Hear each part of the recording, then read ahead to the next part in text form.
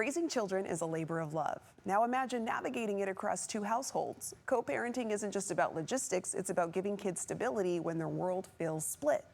And getting this right in the new school year means they get to focus on learning and everyone gets to breathe a little easier. Gabriella Pomari is a family lawyer and the author of The Collaborative Co-Parent. She's here to help families smooth out the rough edges going into the school year. Thank you for joining us today, Gabriella.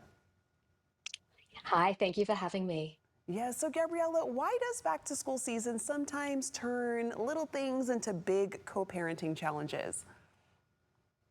It can cause so much stress for a child, particularly when they know they're caught in the middle of conflict between their parents. And the worst thing can be going back to school and knowing your parents are still arguing about drop-offs, about who's going to keep the school bag, the training shoes, who's going to communicate at a parent-teacher meeting. So it's so important that parents get on the same page and have a plan for their child so they're not starting a new school year with that added stress. Yes, and like you said, it requires a lot of communication between both parents. And parent-teacher meetings, they don't have to be awkward, hopefully. So what's your golden rule for handling parent-teacher meetings when co-parenting? Yeah, I always tell parents try and decide how you're going to handle things before you even go in. Have a chat, communicate, take that pressure off your child. And if you can go together, great, but keep it calm. Don't get into arguments and conflict in front of the teacher. And if you Mhm. can't go together, that's okay too. Have a plan.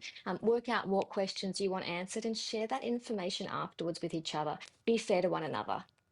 And what's the best way to manage those pickups and drop-offs when picking up the kids? That can be so difficult, particularly when your child again gets caught in the middle. So I always say, be clear on where, when, who's responsible for each day, and have a plan if someone's running late. So, it Yeah. stops the panic if your child's not sure who's picking them up. And then when you get together and you're doing that handover, if your child forgets a school lunchbox or a jumper, ballet shoes, don't argue with the other parent and don't blame the child. It's so difficult for a child as is. Yeah, I like that you're providing solutions for those what if moments, kind of the things we can't always plan out and just kind of having a game plan ahead of time and Exactly. letting the kid know, hey, everything's okay. It doesn't always have to be tense. And adding to tense, or tension, how can homework kind of add to the tension and what can co-parents do to kind of get on the same page with expectations? This is a big one, right? I think key is consistency. Try and agree on a general homework routine across both homes, so your child knows exactly what to expect. Doesn't matter whose house they're in. Really, you need to avoid having the fun house and the strict house scenario.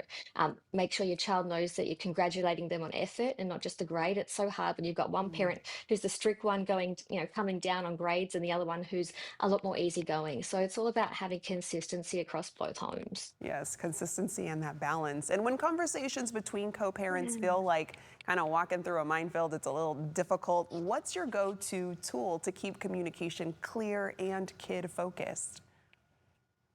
So what's really good these days is the use of technology. You don't have to have these awkward conversations in car Mm. parks or at changeover. Use a shared calendar on your phone. There are some really good apps on parenting platforms, and make sure you write things down. It's a lot easier to avoid conflict when you're communicating online and via Yeah. text and things like that. And have the tricky conversations away from your child. Again, Mm. keep them out of it because it creates guilt and shame Yeah. within them. Yeah, and you don't want the kids feeling that at all. They shouldn't. And how can families show teachers they're getting a full team supporting their child and make teachers feel like allies? It's a good question. I think what we need to remember as parents that teachers are there to support your child. They're certainly not there to manage your relationship. So Yeah. give your teachers a clear and really united message where you can. Don't ask teachers to pass information through the child. Don't ask them to take sides. I think that when teachers see that you're both focused on your child's success and their learning, they can do their job a lot easier. Yeah. And what's really important for schools is that two parents decide who's going to go to meetings, concerts, sport events. The last thing you want is, your child picking sides and conflict in the school grounds. Yes, we want to keep the peace, definitely. Gabriella, these have all been helpful tips, and I know our viewers can also get these resources in your book, The Collaborative Co-Parent. I'm also going to let them know where they can go for more information. Thank you so much for joining us. And to our viewers, you can find out more by heading to the website, thecollaborativeco-parent.com.au.